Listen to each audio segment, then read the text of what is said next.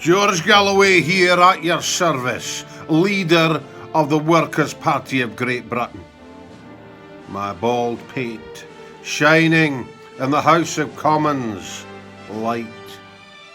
And that's the only thing that is shining in here. Unless you want to polish a turd.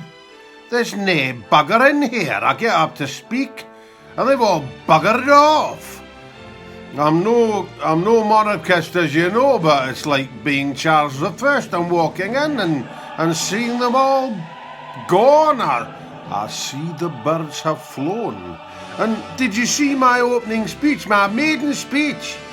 And that woman, that lady, I used the word under duress, tapping away on her mobile phone as I, George of Rochdale, George of Dundee, was speaking.